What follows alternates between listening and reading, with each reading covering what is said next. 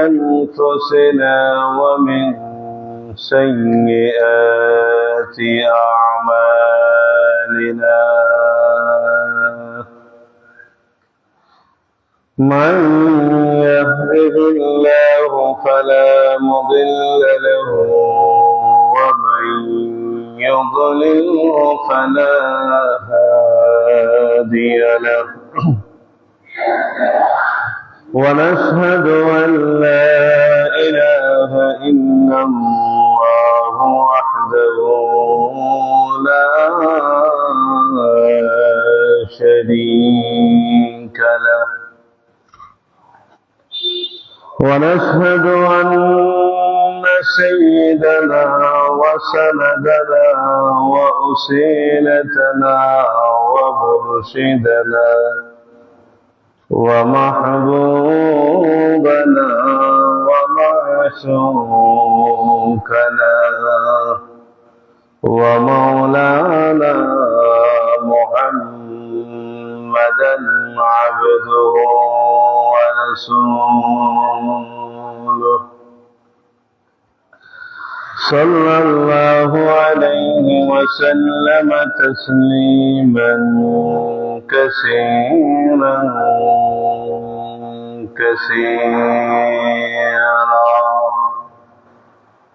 الذي أرسله بالحق بشيرا ونذيرا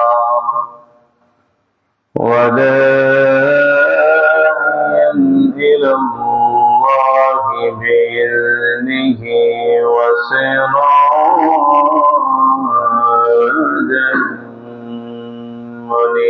منيرا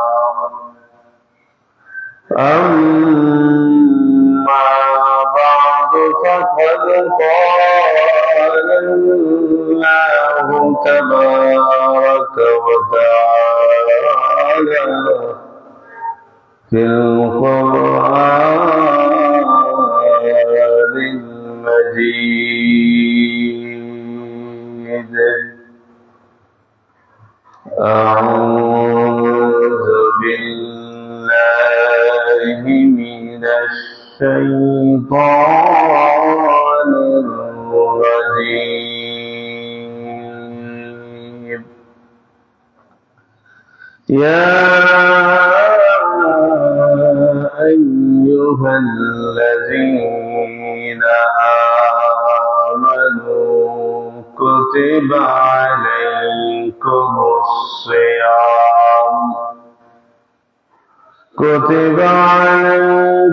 الصيام كما كتب على الذين من قبلكم لعلكم تتقون صدق الله مولانا العظيم وقال الله تبارك وتعالى في شان حبيبه مقبلا وآمرا إن الله وملائكته يصلون على النبي يا أيها الذين آمنوا صلوا عليه وسلموا تسليما محبت کری اللهم صل على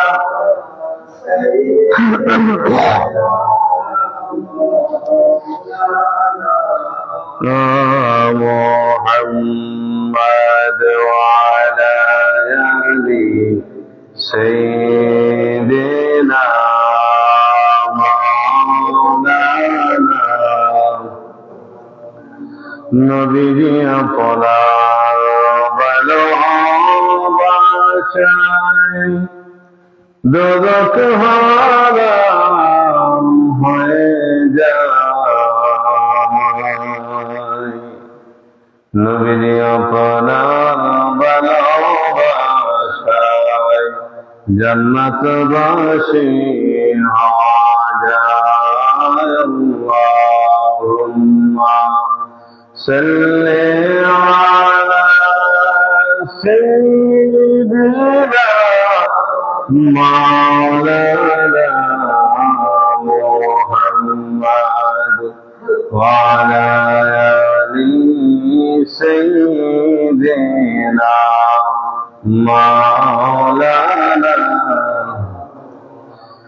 সুবহানাল্লাহ ওয়ালহামদুলিল্লাহ লা ইলাহা ইল্লাল্লাহ। সুবহানাল্লাহ ওয়ালহামদুলিল্লাহ লা ইলাহা ইল্লাল্লাহ। লা ইলাহা ইল্লাল্লাহ লা ইলাহা ইল্লাল্লাহ। লা ইলাহা ইল্লাল্লাহ লা ইলাহা ইল্লাল্লাহ। সুবহানাল্লাহ ওয়ালহামদুলিল্লাহ লা ইলাহা ইল্লাল্লাহ। সুবহানাল্লাহ ওয়ালহামদুলিল্লাহ লা ইলাহা ইল্লাল্লাহ। লা ইলাহা ইল্লাল্লাহ লা ইলাহা ইল্লাল্লাহ।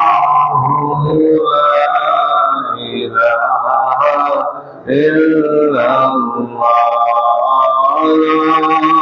ইলাহা ইল্লাল্লাহ লা ইলাহা লা ইলাহা ইল্লাল্লাহ মুহাম্মাদুর রাসূলুল্লাহ সাল্লাল্লাহু আলাইহি ওয়াসাল্লাম। ঐতিহ্যবাহী হাজী সিফাতুল্লাহ জামে মসজিদে আয়োজিত জুমার নামাজ আদায়ের জন্য উপস্থিত উলামায়ে কেরাম, মুরব্বিয়ানে আযম, যুব সমাজ, ছাত্র সমাজ, পর্দায় রয়েছেন, পর্দায় থাকা সম্মানিতা মা ও বোনেরা, সকলেই রমজানুল মুবারকের শাহর রমাদানের প্রথম শুক্রবার দ্বিতীয় রোজায় মসজিদে জুমার নামাজ আদায়ের জন্য হাজির হতে পেরেছি। এজন্য মহান আল্লাহ পাকের দরবারে অসংখ্য অগণিত শুকর আদায় করে উচ্চ আওয়াজে সকলেই একই সাথে বলি আলহামদুলিল্লাহ। লক্ষ কোটি দুরুদ ও সালাম সাইয়্যিদুল মুরসালিন শফিউল মুযনিবিন রাহমাতুল লিল আলামিন সাইয়্যিদুস সাকালাইন আফতাব নবুওয়া শাহানশাহ রিসালাত সুলতানুল আরিফিন শামসুল হিদায়াত বদরুদ দুজা নূরুন আলা নূর মুহাম্মাদুর রাসূলুল্লাহ সাল্লাল্লাহু আলাইহি ওয়াসাল্লামের উপরে। আজকের খুতবার আলোচ্য বিষয় হলো পবিত্র রমজান শরীফের রোজার গুরুত্ব। 1 নম্বর পার্টে আমরা আলোচনা করব। রমজানুল মুবারক শাহর রমাদান হলো রমজান মাস। এই মাসটাকে আল্লাহ রহমতে ভরপুর করেছেন, নাজাতে উন্নীত করেছেন। মাগফিরাতে দৃষ্টান্ত স্থাপন করেছেন। কারণ এই মাসে প্রতিদিন ইফতারের পূর্বে এমন কিছু মানুষকে আল্লাহ পাক তার জীবনের গুনাহ খাতা মাফ করেন, যারা জাহান্নামী মানুষ ছিলেন, কিন্তু রমজানুল মুবারকে আল্লাহ কোন বান্দাকে পছন্দ করলে এমন কিছু বান্দাদেরকে আল্লাহ পাক রব্বুল আলামিন মাফ করে দেন। সুবহানাল্লাহ। যারা জাহান্নামের উপযুক্ত ছিলেন। রমজানুল মুবারক হলো, আমরা আয়াতে কারিমা তিলাওয়াত করেছি, এর আলোকে তো বলবোই। রমজানুল মুবারক হলো এমন একটি মাস, যে মাসটা হচ্ছে রহমত, মাগফিরাত এবং নাজাতের সমন্বয়। প্রথম 10 দিন আল্লাহ পাকের পক্ষ থেকে রহমত নাজিল হয় বান্দার উপরে। দ্বিতীয় 10 দিন আল্লাহ পাক বান্দাদেরকে মাফ করে দেন, মাগফিরাত দেন। ক্ষমা প্রার্থনা করলে আল্লাহ পাক আমাদেরকে ক্ষমা করেন। তৃতীয় 10 দিন হলো নাজাত। আপনি রহমত পেলেন, মাগফিরাত পেলেন, তারপরে মুক্তির জন্য আল্লাহ পাক রব্বুল আলামিন আমাদেরকে 10 দিন রেখেছেন। এই দিনে আল্লাহ জাল্লা জালালুহু আমাদের এই দিনগুলোতে আমাদেরকে মুক্তি দেন, নাজাত দেন, জাহান্নাম থেকে মুক্তি দান করেন। সুবহানাল্লাহ। হযরত সালমান ফারসি রাদিয়াল্লাহু তাআলা আনহু বলেন, শাবান মাসের শেষ তারিখ যখন হাজির হয়ে গেছে, আল্লাহর হাবিব সাল্লাল্লাহু আলাইহি ওয়াসাল্লাম সালমান ফারসি বলেন, নবীজি আমাদেরকে একটা ভাষণ উপস্থাপন করলেন, একটা বক্তব্য দিলেন।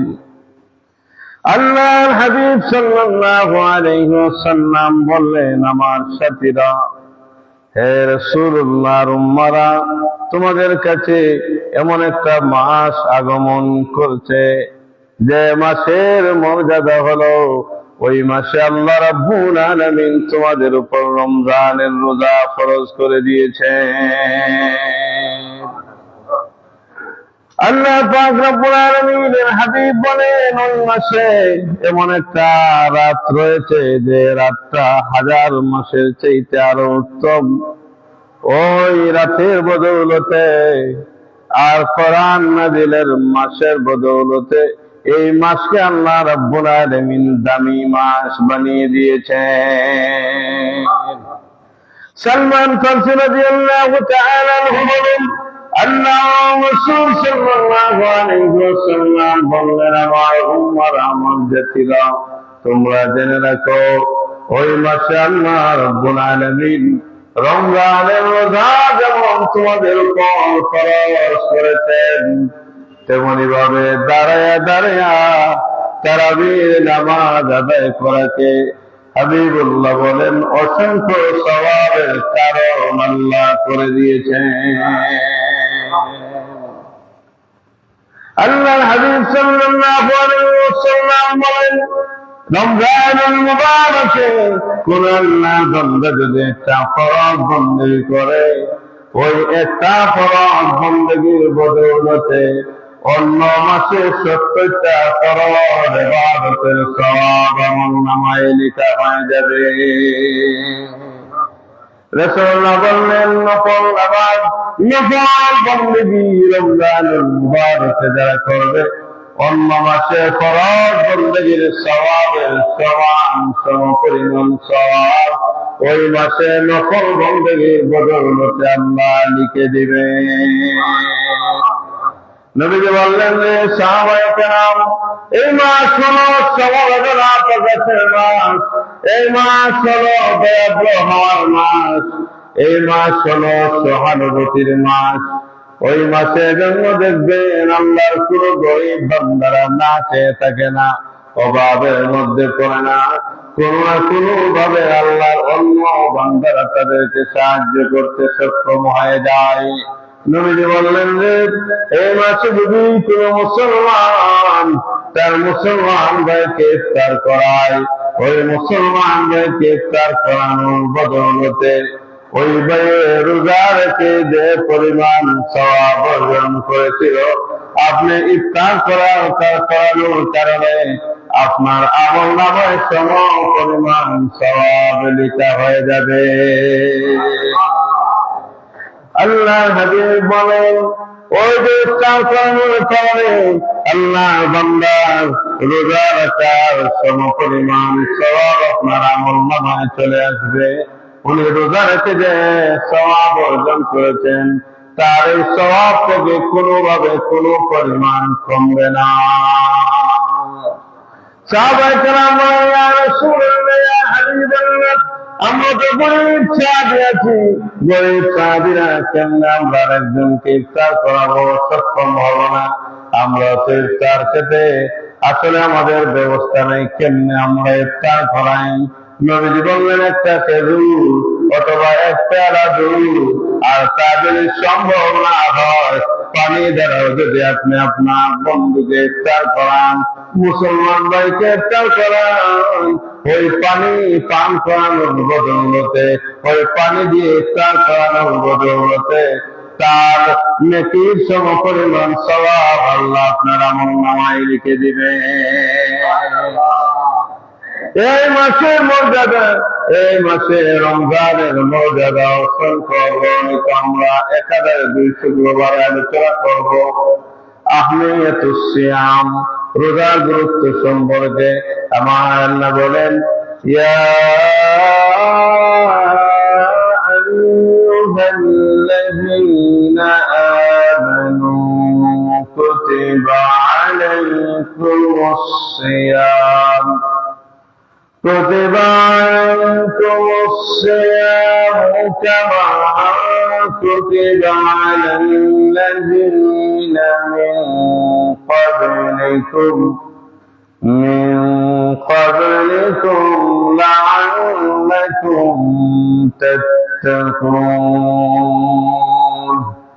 আল্লাহ রাব্বুল আলামিন বলেন, হে বান্দাগণ, কুতিবা তোমাদের উপর ফরজ করা হয়েছে, তোমাদের উপর বাধ্যতামূলক করা হয়েছে, তোমাদের উপর নির্ধারিত করা হয়েছে। এটা মাজহুলের সিগা, তোমাদের জন্য আবশ্যক করে দেওয়া হয়েছে। কুতিবা আলাইকুমুস সিয়াম, রোজাকে তোমাদের জন্য ফরজ করে দেওয়া হয়েছে। এটা আল্লাহর কালাম, আল্লাহর কালামকে অস্বীকার করা যায় না। কোন মুসলমান যদি বলে রোজা ফরজ কোন জায়গায় দেখাও, তাহলে তার ইমানে বেদাল। আমার আল্লাহ বললেন, হে বান্দাগণ, তোমাদের উপর রমজানের রোজা ফরজ করা হয়েছে, আর এটা তোমাদের উপর শুধু ফরজ করা হয়েছে এমন নয়। কামা কুতিবা আলাল্লাযীনা মিন ক্বাবলিকুম, যেভাবে তোমাদের পূর্ববর্তীদের উপরে এভাবে ফরজ করা হয়েছিল। শুধু মুসলমান, নবীর কাউমের মানুষেরা, নবীর উম্মতেরা তোমাদের উপর ফরজ করা হয় না। তোমাদের পূর্ববর্তী যারা ছিল তাদেরকেও আমার আল্লাহ রাব্বুল আলামিন রোজা ফরজ করে দিয়েছিলেন। এই রোজাটা আল্লাহ পাক রব্বুল আলামিন হাকিকত কেন অনেক বক্তব্য আছে।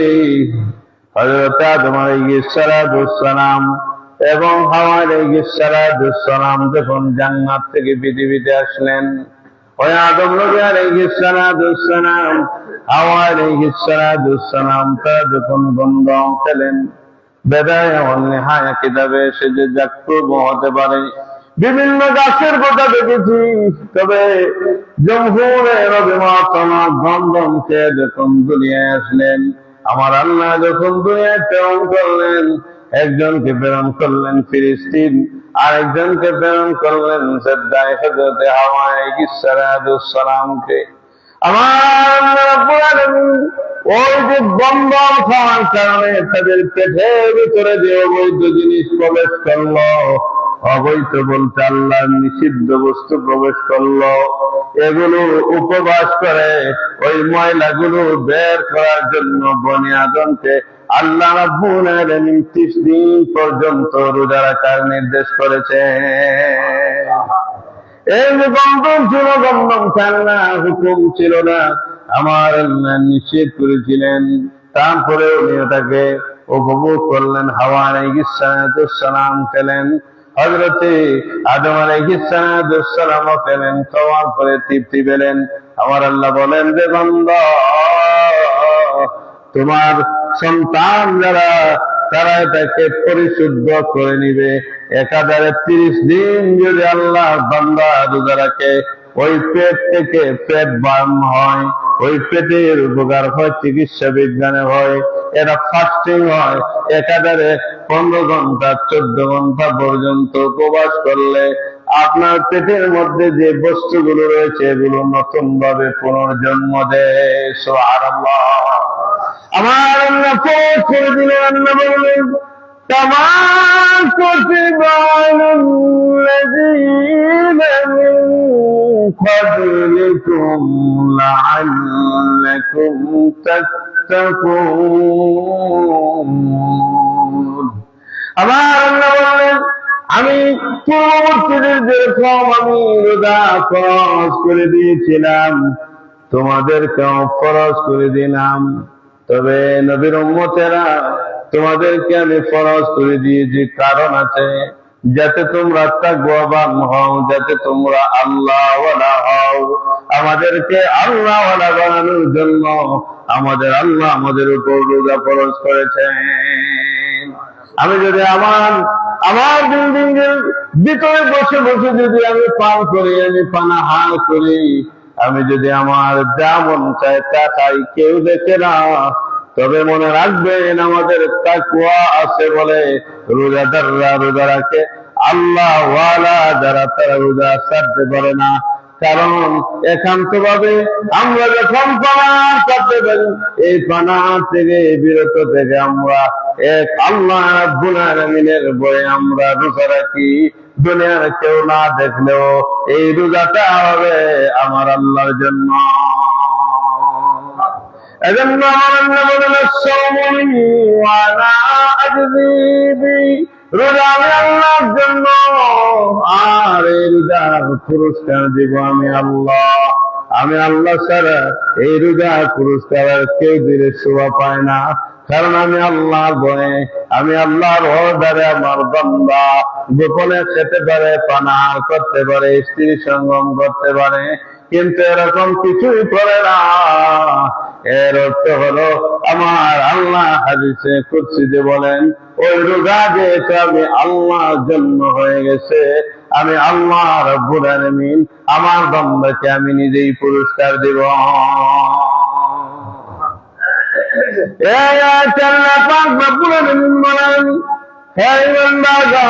ইমানদার বলতে মুসলমানগণ, আমরা মুসলমান।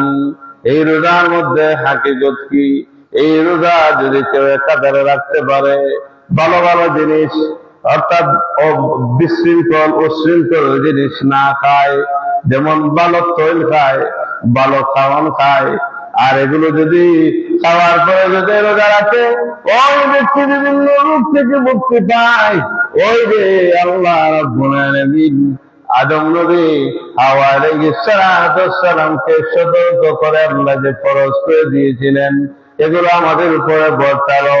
আমরা দীর্ঘ 11 মাস যাইতে খেয়েছি, ওই 1 মাস উপবাসের কারণে আমাদের পরিবর্তন হয়ে যায়। আল্লাহ হাবিব সাল্লাল্লাহু আলাইহি ওয়াসাল্লাম বলেন রমজানের রোজা বিষয়ে রাদিয়াল্লাহু তাআলা থেকে হাদিস, আল্লাহ নবী বলেন যে তোমাদের উপর রমজানের রোজা ফরজ করা হয়েছে যেমন এভাবে উম্মতের উপর ফরজ করা হয়েছিল। তবে উম্মতে মুহাম্মাদীকে আমার আল্লাহ রাব্বুল আলামিন 5টা নিয়ামত বেশি দিয়েছেন। সুবহানাল্লাহ। অন্য নবীর উম্মতের চাইতে আমাদেরকে কয়টা নিয়ামত? 5টা নিয়ামত বেশি দিয়েছেন। আমার নবী বলেন 1 নম্বর নিয়ামত হলো রোজাদার ব্যক্তির মুখের গন্ধ মেশকে আম্বরের চাইতে দামি। রোজাদার ব্যক্তি যদি আল্লাহর জন্য রোজা রাখে, দুনিয়ার মানুষকে দেখানোর জন্য তো রোজা রাখা হয় না, কারণ দুনিয়ার মানুষ না দেখলেও ওই আল্লাহর বান্দা খেতে পারে, কিন্তু বুঝাই যায় রোজা হবে একমাত্র আল্লাহর জন্য। আমার নবী বলেন রোজাদার ব্যক্তির মুখের গন্ধ আল্লাহ রাব্বুল আলামিনের কাছে মেশকে আম্বরের চাইতে আরো দামি। এটা কিভাবে হয়? এটা মুহাদ্দিসিনে কেরামগণ বলেন তিন ভাবে। এক নম্বর রোজাদার ব্যক্তি রোজা রাখার কারণে তার মুখ থেকে যে দুর্গন্ধ বের হয়, বাস্তবে দুর্গন্ধ বের হয়, আমার নবী বলেন ওই বাস্তবিক দুর্গন্ধটা আমার আল্লাহর কাছে মেশকে আম্বরের চাইতে আরো দামি।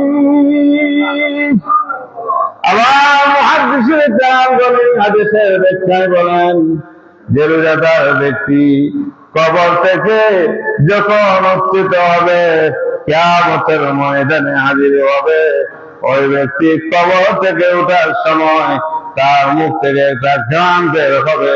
ওই রোজাদার ব্যক্তি দুনিয়ার দিনে রোজা রেখেছে, রোজা কোনোদিন ছাড়ে নাই, রোজা ছাড়তে সক্ষম হয় না, এমন ব্যক্তি যখন কবর থেকে উত্থিত হবে, কবর থেকে উত্থিত হওয়ার সময় তার মুখ থেকে একটা গন্ধ বের হবে। ওই রোজা রাখার কারণে এটা আমার আল্লাহর কাছে মেশকে আম্বরের চাইতে আরো দামি। অন্য কিয়ামতের ময়দান যেদিন কায়েম হবে, রোজাদার ব্যক্তির কাছ থেকে আমার একটা সুঘ্রাণ বের হবে। ওই রোজা রাখার কারণে, দুনিয়ার জমিনে রোজা রাখার কারণে ওই ব্যক্তির মুখ থেকে একটা ঘ্রাণ বের হবে। ওই কিয়ামতের ময়দানে বোঝা যাবে এটা মেশকে আম্বরের চাইতে আরো দামি। এটা হলো এক নম্বর উপকার। দুই নম্বরে একটা নিয়ামত হলো রোজাদার ব্যক্তির দুই নম্বরের বরকত যদি ছেড়ে এলো রোজাদার ব্যক্তির জন্য আল্লাহর আসমান জমিন এমনকি পানির ভিতরে যা আছে সেগুলো আল্লাহর কাছে ক্ষমা চায়। রোজাদার ব্যক্তির জন্য আল্লাহ চিকিৎসা, আমাদের জন্য আল্লাহ দরবারে ক্ষমা প্রার্থনা করেন। রোজাদার ব্যক্তির জন্য আল্লাহ সৃষ্টি জগতে আমাদের জন্য আল্লাহ দরবারে প্রার্থনা করেন। যেমন হাদিস শরীফে আসছে ওয়াল হিতানু ফি জাওফিল মায়ে, জাওফিল মায়ে মানে পানির মাছ, ওই ব্যক্তির জন্য, রোজাদার ব্যক্তির জন্য পানির মাছ পর্যন্ত আল্লাহ দরবারে ক্ষমা প্রার্থনা করে। আরে আল্লাহর বান্দা, আপনি আল্লাহ ওয়ালা হওয়ার জন্য পৃথিবীর কোন মানুষকে আপনি বলার প্রয়োজন নাই। আপনি যদি আল্লাহ ওয়ালা হয়ে যান, আপনি যদি ওয়ালিউল্লাহ হয়ে যান, আপনি যদি ভালো মানুষ হয়ে যান, আপনি যদি মুখলিস মানুষ হয়ে যান, মনে রাখবেন আপনাকে কথাগুলো আপনি প্রচার করতে হবে না, আপনার আল্লাহ ফেরেশতাদের মাধ্যমে জগতের মানুষকে জানিয়ে দিবেন। আপনি যদি রোজা রাখেন আল্লাহর জন্য, তাহলে আল্লাহর সৃষ্টি জগতের পানির ভিতরে যা আছে সেগুলো আপনার জন্য মাবুদের দরবারে ক্ষমা প্রার্থনা করবে। এটা প্রার্থনা করবে তাদের দায়িত্ব হিসাবে। আপনি আল্লাহর বান্দার ইবাদত পছন্দ হয়ে গেছে তাদের কাছে, এজন্য আপনার জন্য আল্লাহ দরবারে ক্ষমা প্রার্থনা করে। রমজান মাস যখন আসে, 3 নম্বর, রমজান মাস যখন আসে তখন আল্লাহ নতুন সাজে আল্লাহ জান্নাতকে সজ্জিত করে রেখে দেন। সুবহানাল্লাহ। এটা কার জন্য? রোজাদারদের জন্য। রায়্যান একটি দরজা থাকবে, যেটা আমরা আগামী শুক্রবারে বলবো। ওই দরজা দিয়ে এক শ্রেণীর মানুষই প্রবেশ করতে পারে, তারা হলো আস-সায়েম। আস-সায়েম শব্দের অর্থ হলো যিনি রোজা রাখেন। সায়েম শব্দের অর্থ কি? যিনি রোজা রাখেন। সিয়াম, আর-সিয়াম শব্দের অর্থ রোজা, আর সায়েম শব্দের অর্থ হলো রোজাদার, যিনি রোজা রাখেন। ওই রোজাদার ব্যক্তিগণ একটা দরজা দিয়ে বের হতে মানে ঢুকতে পারবেন, আর সেই দরজাটা হলো রায়্যান নামক দরজা। এটা পৃথিবীর যে পরিমাণ আছে, পরিধি আছে, তার থেকে দরজা আরো অনেক অনেক বড়। আল্লাহু আকবার। আমার নবী বলেন, রোজাদার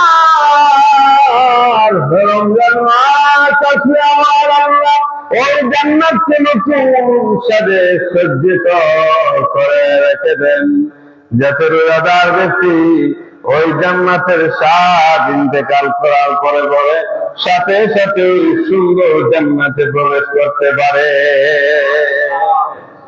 4 নম্বর হলো রোজাদার ব্যক্তির জন্য বড় নিয়ামত হলো রমজান মাসে শয়তানকে আল্লাহ বন্দী করে দেন।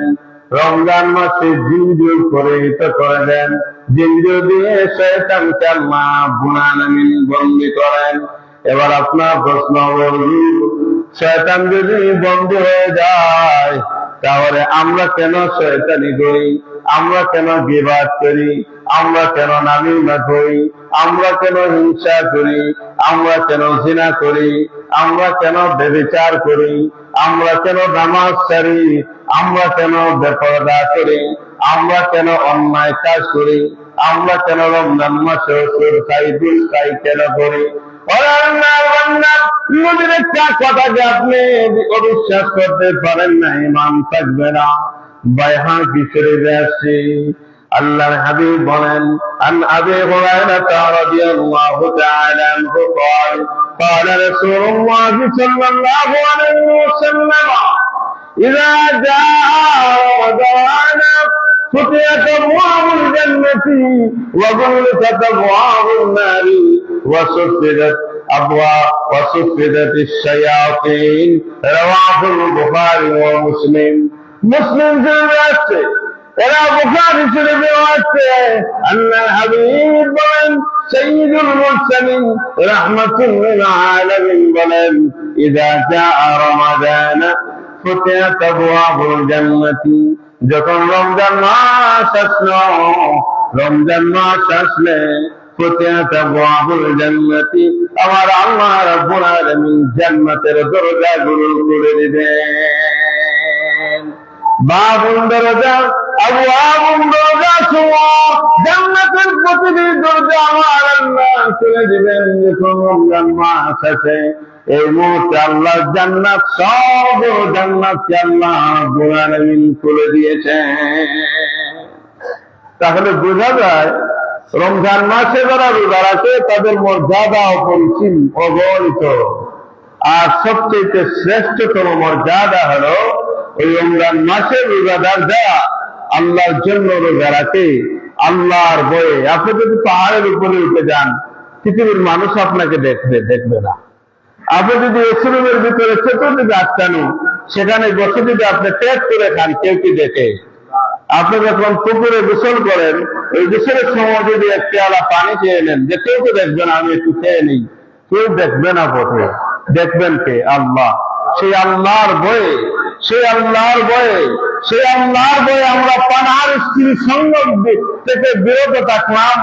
আমরা এটাকে অপছন্দ করলাম, পানাহার করবো না, স্ত্রী সঙ্গম করবো না, এটাকে আমরা পরিত্যাগ করলাম। এর জায়গা হিসাবে আমার আল্লাহ হাদিসে কুদসিতে বলে দিলেন, আমি আল্লাহ এর পুরস্কার দিব। আমি আল্লাহ ছাড়া এই পুরস্কার দেওয়ার উপযুক্ত কেউ নন। কারণ আমি আল্লাহর জন্য সে তার এত কিছু চাহিদা যে সে বিনাশ করে দিল, বিনষ্ট করে দিল। এজন্য আল্লাহ বলেন, রোজা আমার জন্য পুরস্কার দেব আমি। সুবহানাল্লাহ। এজন্য নবীও বলে দিলেন, এই মাসে যিনি একটি ফরজ ইবাদত বন্দেগী করলেন, অন্য মাসে 70টা ফরজ ইবাদতের সওয়াব নিতে হয়ে যায় আমার নামায়। এই মাসে একটা নফল ইবাদত করলে অন্য মাসে ফরজ ইবাদতের সওয়াব আপনার আমার নামায় নিতে হয়ে যাবে। এর চাইতে বড় পুরস্কার কি আছে? এর চাইতে দামি ঘোষণা কি আছে? এই মাসে আল্লাহ পাক রব্বুল আলামিন অন্য সকল মাসের চাইতে দামি মাস কেন করেছেন? যে লাইলাতুল কদরি খায়রুম মিন আলফি শাহর। এই মাসে এমন একটা রাত্র রয়েছে যে রাতটা হচ্ছে 1000 মাসের চাইতেও আরো বেশি, 83 বছর 4 মাসের ইবাদতের চাইতেও বেশি। একটা রাত্রে ইবাদত করলে কদরের রাত্রিতে, এজন্য এই মাসটা এত দামি মাস, এই মাসটা এত উন্নত মাস। এই মাসের ভিতরে আমরা ফরজ বন্দেগী করলে যেমন 70টা সওয়াব হয়, নফল বন্দেগী করলে অন্য মাসে যেমন ফরজের সওয়াব হয়। মনে রাখবেন, গুনাহ করলেও তো বেশি হওয়ার কথা। কথা বলেন ঠিক না? কিন্তু না, উম্মতে মুহাম্মাদের জন্য গুনাহ করলে এরকম বেশি গুনাহ হয় না।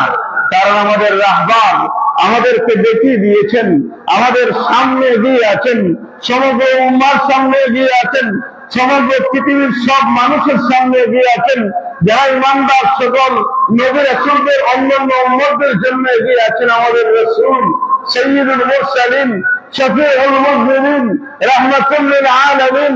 কারণ আল্লাহর হাবিবকে আল্লাহ বলেছেন, বন্ধু আপনার উম্মত যারা হবে অন্য নবী রাসূলদের উম্মতের মতো নয়, তাদেরকে আমি শত শত বছর অপেক্ষায় রেখেছি গুনাহ করার পরে, কিন্তু আপনার উম্মতদেরকে আমি একটা নিয়ামত দিলাম। আপনার উম্মত যারা হবে তারা যখন কবিরা গুনাহ হোক সগীরা গুনাহ হোক তাকে যখন তওবা করবে, তওবা করার সাথে সাথেই আমি তাদেরকে মাফ করে দিব। এটা একমাত্র একটা নিয়ামত হলো আমাদের নবীর উম্মত যারা। কিন্তু আমরা আমাদের ঐতিহ্যকে বুঝি না। রমজান মাস আসলে কিছুটা আমরা নামাজ পড়ি, আমি বলছি না এটা ঠিক নয় নামাজ পড়া, এটা তো দরকার।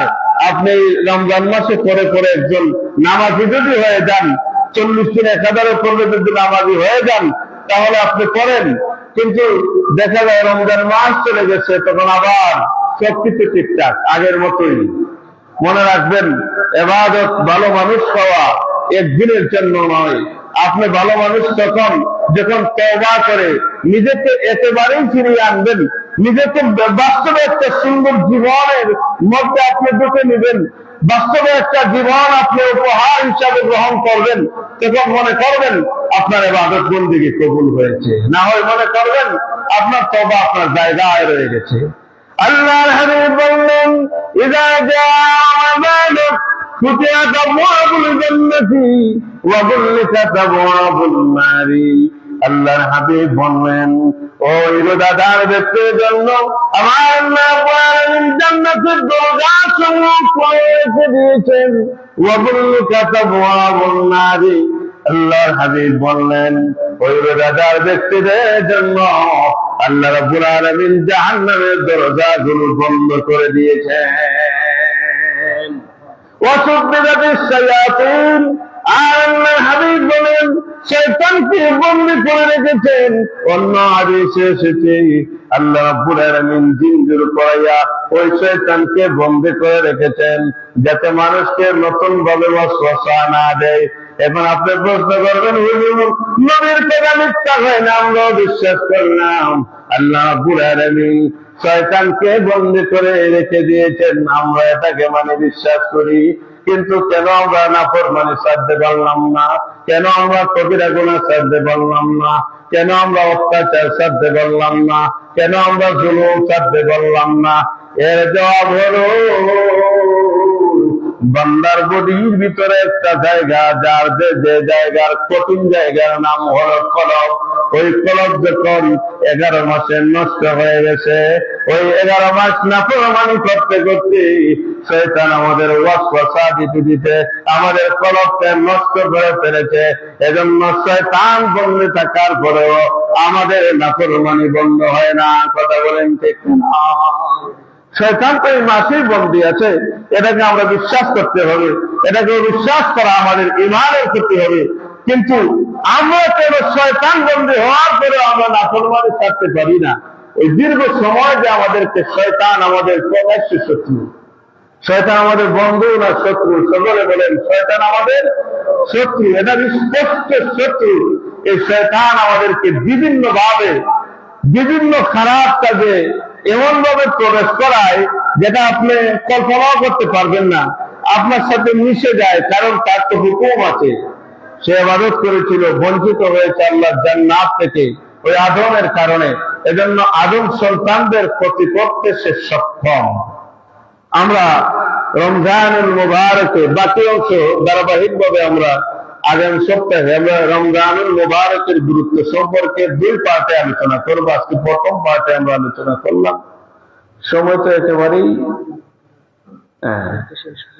আচ্ছা, আমরা ধারাবাহিক আলোচনা করবো 2 শনিবার রমজানুল মুবারক সম্পর্কে। এখানে আজকে শেষ। আমরা তবে এখান থেকে শিক্ষা কি? আমি আমাকে পরিবর্তন না করলে জীবনে কেউ আমাকে পরিবর্তন করতে পারবে না। যেমন ঘুমন্ত মানুষকে জাগ্রত করা খুবই সহজ। তাকে যখন আপনি ধাক্কা দিবেন তার ঘুম ভাঙবে, কিন্তু সজাগ ব্যক্তিকে কখনো জাগানো সম্ভব হয় না। আসলে তো সে ঘুমিয়ে না, তাকে আপনি কেমনে, সে তো জাগ্রতই, তাকে আপনি জাগাবেন কেমনে? সে তো এমনিতেই বুঝে জাগ না, সে তো জাগ নাই, তাকে আপনি জাগ্রত কে আর করবেন?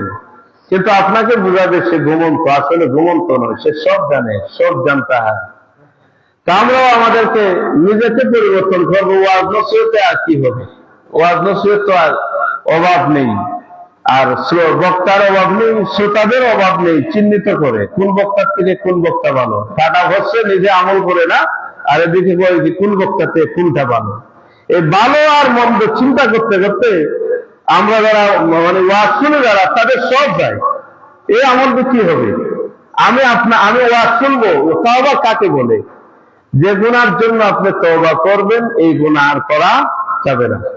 এই গুনার জন্য অনুতপ্ত হতে হবে, ভবিষ্যতে আর করা যাবে না। আর ওই গুনাহ থেকে আমাকে থামতে হবে। রমজানের চাইতে আরো বড় কিছু আছে। এই মাসে যদি আমি আমাকে নিজেকে ছোট মনে করে আর বলি আল্লাহ সব নাফরমানি করেছি, আপনি ধরেন আল্লাহওয়ালাই, কিন্তু আল্লাহর কাছে তো আপনি এত বড় আল্লাহওয়ালা নন। এজন্য আল্লাহর কাছে ছোট হন, নিজেকে উপস্থাপন করেন ছোট করে। পৃথিবীবাসীকে আপনি ছোট করেন, এই পৃথিবীবাসী আপনাকে বড় করে দিবে। সুবহানাল্লাহ। আপনি আমল করেন কার জন্য? আল্লাহর জন্য। আর এই ধুমবাং বাদ দেন, এই বক্তার থেকে ওই বক্তা ভালো, ওই বক্তার থেকে ওই বক্তা ভালো। আমি প্রায় 100-র উপরেই 120-30-এর মতো মাহফিলে আপনাদের এই মসজিদে করতে করলাম, সমগ্র সিলেট এবং বিভিন্ন ডিস্ট্রিক্টে। কিন্তু আমি দেখেছি বক্তা এবং শ্রোতা উভয়ের অবস্থা ভালো না। আমাদের অবস্থা, এটা হয়তো আল্লাহ যেহেতু বিচার করবেন আড়ালে, এর জন্য বললাম না।